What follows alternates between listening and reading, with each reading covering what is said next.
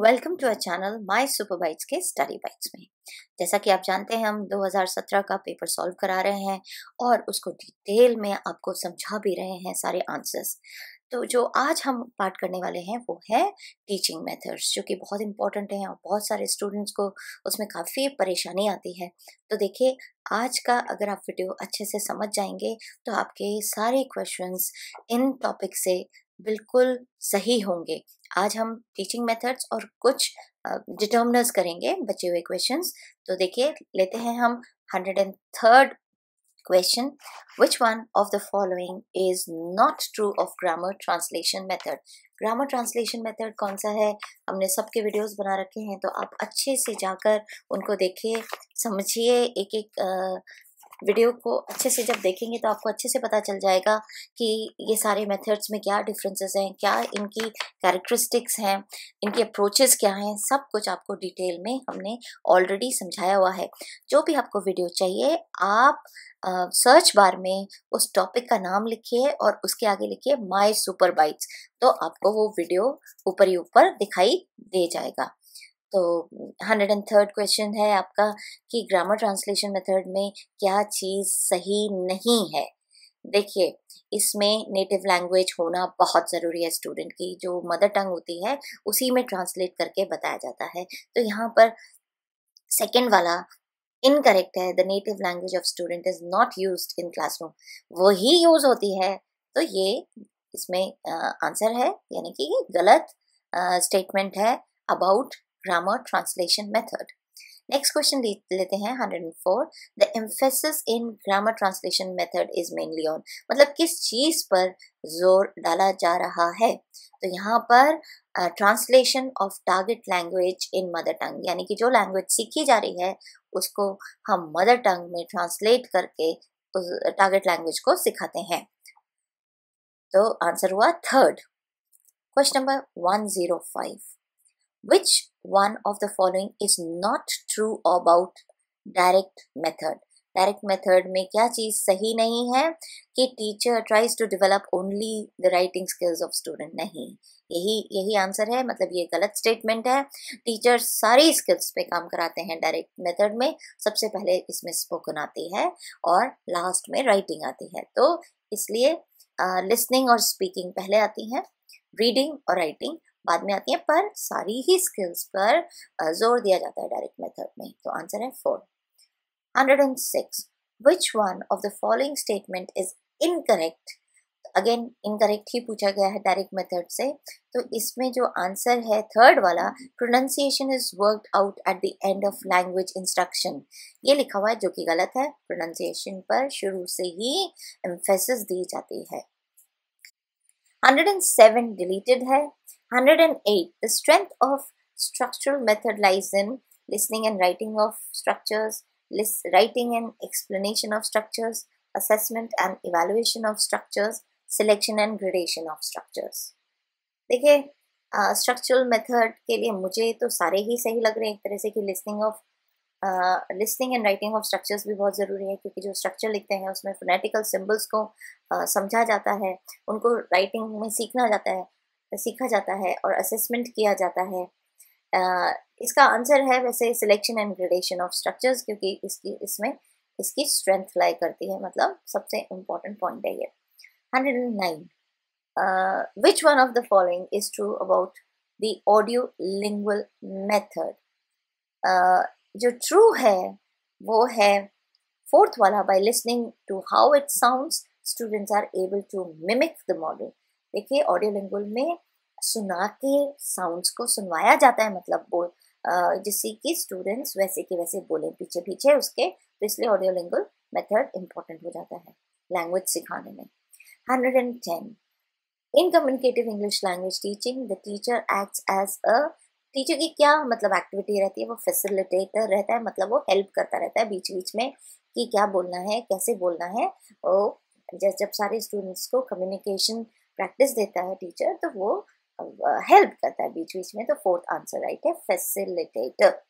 111.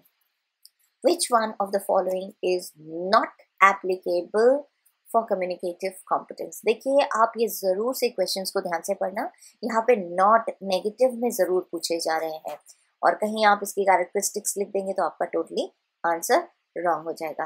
तो देखिए communicative competence में आपको सोशली यूज़ करनी होती है लैंग्वेज को सोशल स्ट्रक्चर में, और आपको right thing at the right time बोलने की प्रैक्टिस होनी चाहिए, और आपको जो सेंटेंसेस बोलते हैं वो कम्युनिकेटिव इफेक्ट के लिए वो एबिलिटी होनी चाहिए कि आप वो सेंटेंसेस बना सकें।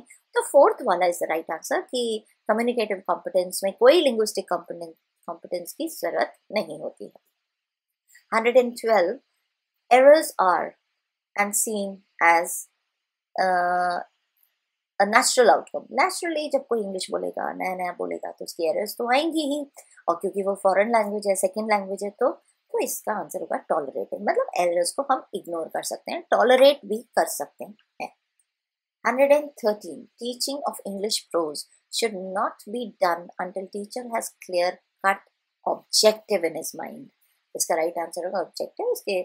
उसको पता होना चाहिए कि प्रोज किस लिए सिखाया जा रहा है, मतलब इससे कौन सी स्किल डेवलप होगी, तो ऑब्जेक्टिव होना बहुत जरूरी है। 114 the main objective of teaching poetry at secondary level is, देखिए इसमें आपको पोएट्री की ब्यूटी, किस तरह से वर्ड्स यूज हुए हैं, किस तरह से लैंग्वेज यूज हुई है, क्या फिगर्स ऑफ स्पीच है, तो सेकेंड राइट है, to appreciate the beauty of the language. 115 teaching of grammar is particularly useful in improving, किस लिए improve होना चाहिए कि accuracy के लिए, मतलब आप सही बोल सकें, accurately सही बोल सकें, मतलब लिटरेसी के लिए नहीं, न्यूमरेसी के लिए नहीं, फ्लुएंसी के लिए नहीं, बट एक्यूरेसी के लिए, मतलब बिल्कुल सही तरह से बोलने की प्रैक्टिस ज़्यादा से ज़्यादा हो सके। 116 selection of the language material to be taught in the first requisite of good teaching. Which one of the following should not be involved in the selection of the knowledge? Productivity की ज़रूरत है, simplicity की ज़रूरत है, और जो subject teachable हो, teachability की ज़रूरत है, पर सजेस्टेबिलिटी की कोई ज़रूरत नहीं है, तो इसका आंसर है fourth. 117 a quick reading of a passage looking for specific information is scanning। मतलब इंटेंसिव रीडिंग है वो, ना एक्सटेंसिव है ना स्किमिंग है, बट स्कैनिंग मतलब सरसरी निगाह से पढ़ना, उसको हम स्कैनिंग बोलेंगे। 118 following test item is an example of, sky और डाई ऑफकोर्स राइम कर रहे हैं, तो ऐसे सुनवा के बोला जा रहा है, तो ये क्या हो गई, लिसनिंग टेस्ट है ये आपका, एक तरह से आपको ऑडियो लिंगुअल मेथड में सिखाया जा रहा है listening. 119 dash is considered with the theory of the nature of language and language teaching approach. An approach is the right answer, fourth.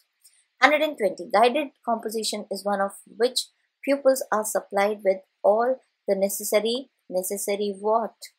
Necessary structures and vocabulary होनी चाहिए, तभी एक composition अच्छे से लिखा जा सकता है। तो आंसर है third, structures and vocabulary। 121 teachers do not need to present all the new words in the text before students read it, they can dash the context। देखिए सब मीनिंग्स की जरूरत नहीं है, क्योंकि कॉन्टेक्स्ट से कुछ मीनिंग्स को गेस भी किया जा सकता है। हर चीज़ का शब्द अर्थ नहीं ढूंढना चाहिए, क्योंकि लिटरेचर में आपको आपका मीनिंग बिल्कुल अलग हो सकता है कॉन्टेक्स्ट के हिसाब से, तो वो गेस ही करना पड़ता है, तो राइट आंसर है गेस करना। The general objective of teaching composition should be of language material within the prescribed range of grammatical and lexical items। तो यहाँ पे है, इसका करेक्ट आंसर होगा should be the expression of language। Correct answer is 3, expression is the right answer। 123 अब देखिए questions बदल गए, टीचिंग मेथड्स पे खत्म हो गए, और अब आपके डिफरेंट ग्रामर से हैं, कुछ आपके डिटर्मिनर्स हैं, तो देखते हैं क्या क्या आगे आ रहा है। The howling of the wolf filled the flock with terror. तो इसमें वुल्फ है, हाउलिंग है, विद है, टेरर है, फ्लॉक, टेरर, वुल्फ, विद। तो देखिए वुल्फ नाउन है, फ्लॉक भी नाउन है, टेरर एब्स्ट्रैक्ट नाउन है, विद नाउन नहीं है, ठीक है, तो right answer is fourth. 124. A word which gives impression both of verb and adjective. Actually इसमें जो choices हैं वो गलत दी हुई हैं, तो ये भी deleted answer है, question है. He brought a dress as well as a watch as well as क्या हुआ, conjunction, क्योंकि वो जोड़ रहा है, इसलिए इसको हम बोलेंगे conjunction. A word that express some sudden feeling. Interjection. जब भी exclamation आता है, एक feeling कर जाती है, I was so happy. So oh, so this is a feeling. So interjection. That which adds to the meaning of a verb is an adverb. 127 का answer है adverb. देखिए वर्ड से ही पता चलता है कि वो वर्ब में ऐड कर रहा है. जैसे कि he is playing in the garden. playing कहाँ पर, garden में, तो adverbial of place आ गया. इस तरह से he is running fast. तो फास्ट क्या कर रहा है, ऐड कर रहा है रनिंग को, और बता रहा है कि कैसे रन कर रहा था, फास्ट, यानी कि एडवर्ब ऑफ मैनर. तो इस तरह से मीनिंग राइट आंसर है second. 128. There is nothing that dash any of us can help. Any इसका राइट आंसर होगा एनी. ये ज्यादातर उन लोगों के करेक्ट होते हैं जो ऑलरेडी इंग्लिश की नॉलेज रखते हैं, इंग्लिश में बोलते आ रहे हैं बचपन से, और बहुत सारी रीडिंग करते हैं, बहुत सारी नॉवेल्स पढ़ते हैं. तो और अगर वैसे भी आपको सीखना है तो आप इस वीडियो के थ्रू, और हमने डिटर्मिनर्स के वीडियोस भी बनाए हैं, तो आप जरूर से डिटर्मिनर्स माय सुपरबाइट्स लिखेंगे तो आपको मिल जाएंगे. टीचिंग मेथड्स माय सुपरबाइट्स लिखेंगे तो टीचिंग मेथड्स मिल जाएंगे. Important questions on teaching methods तो मिल जाएंगे. तो इसलिए आप, क्योंकि हर चीज़ का लिंक देना हमारे ऑलरेडी 600 प्लस वीडियोज़ हैं, तो इतने लिंक्स हम लोग प्रोवाइड नहीं करा सकते. हाँ, आप कमेंट बॉक्स में ज़रूर उस पर्टिकुलर वीडियो की आप लिंक मांग सकते हैं, हम ज़रूर से आपको रिप्लाई करेंगे. 129 वाला क्वेश्चन देखते हैं कि all his money has been stolen. most नहीं होता, much either नहीं, all is the correct answer. 130. there are dash mistakes in this essay. मतलब there are few mistakes in the essay. अगर plenty होता तो off आता, plenty off. तो the correct answer is few. 131. that is dash toy that I saw yesterday. तो यहाँ पर the toy आएगा, क्योंकि वो पर्टिकुलर डेफिनेट टॉय के लिए बोल रहा है, इनडेफिनेट नहीं, तो आर्टिकल में द आ जाएगा. Dash hello this is Meera, is that Ram, ऐसे हो सकता है. दिस एंड दैट, यानी कि फर्स्ट चॉइस हो सकती है. फर्स्ट वाला इज द राइट आंसर. फिर 133. She spent a useful hour in the botany garden. Is the right answer, यानी कि second one. 134. Did you see dash the first hour of or the second half? मतलब did you see the first hour or the second? क्योंकि हम particularly first hour या second half के लिए बोल रहे हैं, first half और second half के लिए बोल रहे हैं, तो द आएगा, definite article आएगा, first वाला right है. 135. He is always losing his temper. Losing is the right answer, क्योंकि कंटिन्यूस में आ रहा है. 136. Choose the best option to complete the sentence. When I met her last year, she had been married for 5 years is the correct answer. ये भी आप हमारे grammar के जितने भी वीडियोस हैं, टेंसेस के वीडियोस हैं, वहाँ जाके आपको आराम से हमारे एक्सप्लेनेशन अच्छे से मिल जाएगा. 137. Did the postman come? Did आएगा तो कम हो गया. This morning. Come is the right answer, first one. The train leaves in 10 minutes. So hurry, मतलब 10 मिनट में ट्रेन निकल रही है. The right answer is fourth. 139. Identify the correct option to fill in the blank. तो आएगा he ran faster than we did. Fast में है तो he ran faster than we, और comparison. The news is true. News के लिए हरदम क्या आएगा, सिंगुलर. न्यूज लिखते हैं बट वो सिंगुलर में ही बोली जाती है. देयर मीन्स आर, इसमें आर आएगा, are simple. There means are simple, correct is first one. 142. A bunch of keys. Bunch लिखा है लेकिन इज ही आएगा. कीज है लेकिन बंच सिंगुलर है, इसलिए इज आएगा. ऑल सिट्रस फ्रूट्स के लिए आर आएगा, और रिच क्योंकि वो प्लूरल में है. 144. Dash is lying on the table. Correct answer is first one. A new pair of glasses is lying on the table. क्योंकि new pair singular में आता है, इसलिए correct answer है the first one. Neither of the students, neither singular के लिए आता है, चाहे students लिखा हो, तो is interested in extra classes. The correct answer is fourth is. 146. Warning. No authorized personnel beyond this point. About from on नहीं, beyond. Third one is right. I prefer milk to tea. मतलब T से अच्छा आप मुझे milk दे दीजिए, तो 2 आएगा.